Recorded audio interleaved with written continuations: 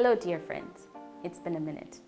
Although we were quiet and on a mini hiatus from publishing this newsletter, you have been on our minds constantly. In fact, the climate movement in our region has been very active, and the past few months have been a continued partnership with the many groups and communities we serve. Through their commitments, our campaigns have grown, and that's why we're here today, able to come to you with a recap of what has transpired for each campaign we push. And boy, do we have some great updates to share with you. Get comfortable, have a glass of water or tea.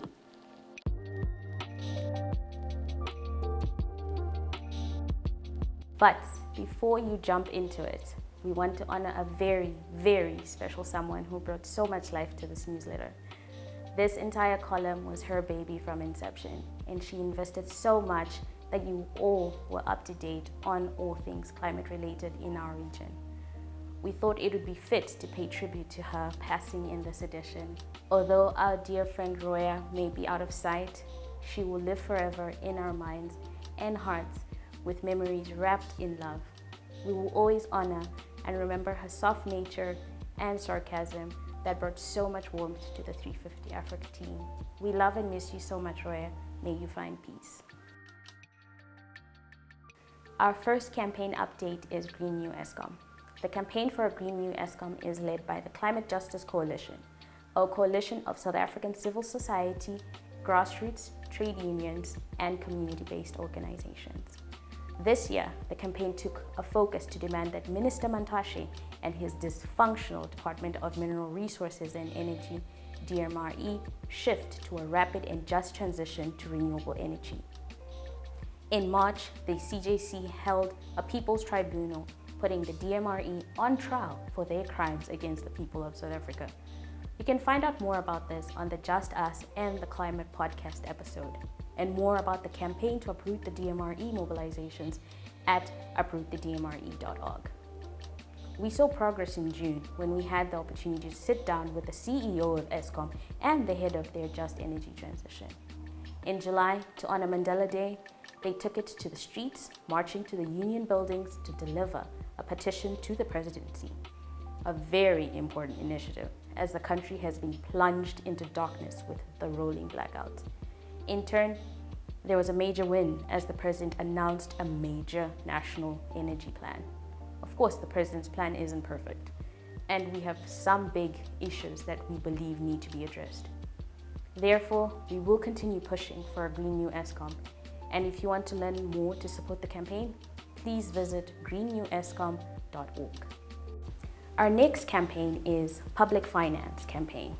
Our campaign continues to target the Development Bank of Southern Africa, DBSA, demanding a fossil fuel exclusion policy, increased consultation and inclusivity of civil society, as well as equitable and democratic funding of the just transition.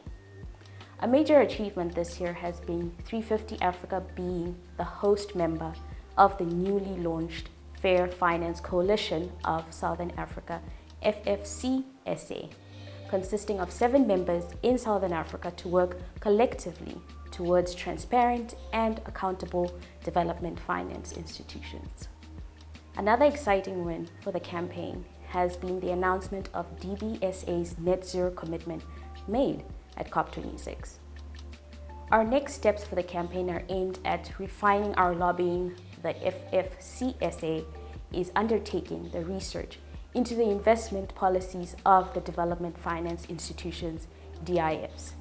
With this research, we hope to support workshops where there are existing DBSA funded projects and engagements. We hope you can support us by visiting our website and signing up for our campaign updates. Our next campaign is #StopAirCop. Since February, Total Energies, CNOOC, and governments of Uganda and Tanzania have been racing to get the oil out.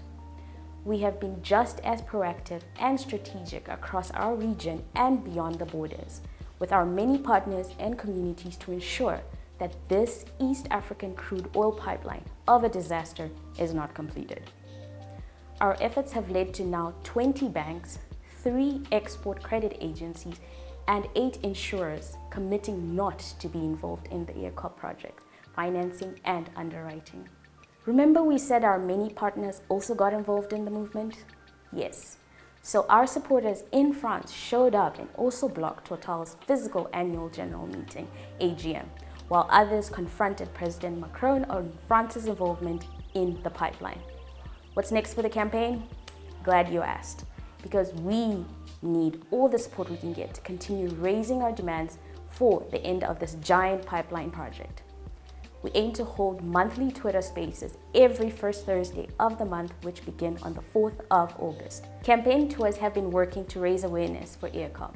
So we want to continue this with similar movements in the world, starting with the August hearing for cases filed at the East African Court of Justice in France.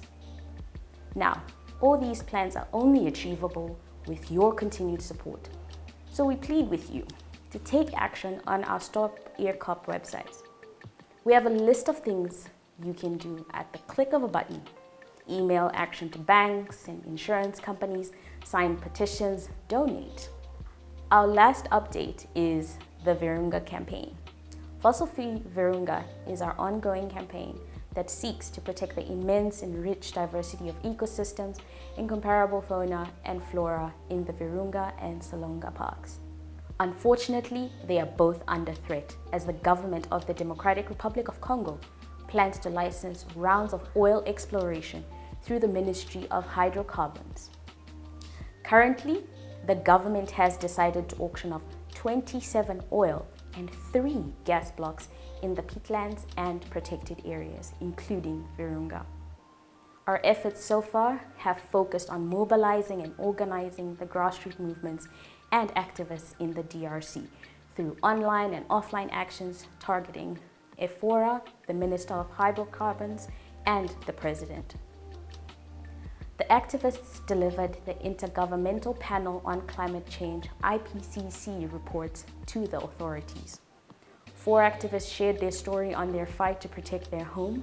A petition calling an end to the oil exploration was delivered to the President and his Minister of Environment. We can all play a part in ensuring that the parks are not touched. And in order to do that, we need to keep calling for a fossil-free DRC. Help us achieve this by signing and sharing the petition or by tweeting the demands. One to watch. 350 Africa mobilizes across the continent for Africa Week 2022. This year for Africa Week, 350 Africa celebrated climate champions and resisted harmful fossil fuel projects. Throughout the continent, they organized concerts, marches, and actions to create awareness of the threats posed by the East African crude oil pipeline, EACOP, and to target Total Energies and other financiers linked to the project. They also called on the Africa Development Bank, AFDB, to implement 100% renewable energy in its lending portfolio. As Africa suffers disproportionately from the effects of climate change, the African climate justice movement persists in its resistance to fossil fuels and calls for a just transition to renewable energy. And before we end this newsletter, we have a proverb of the month. What we once enjoyed and deeply loved, we can never lose. For all that we love deeply becomes a part of us. This is a quote from Helen Keller. Okay, so that's it for this edition of #AfricaVuga News. We'll be back next month with more stories from around the world. If you love this newsletter, could you please take 1 minute to forward it to a friend? Until next time, bye.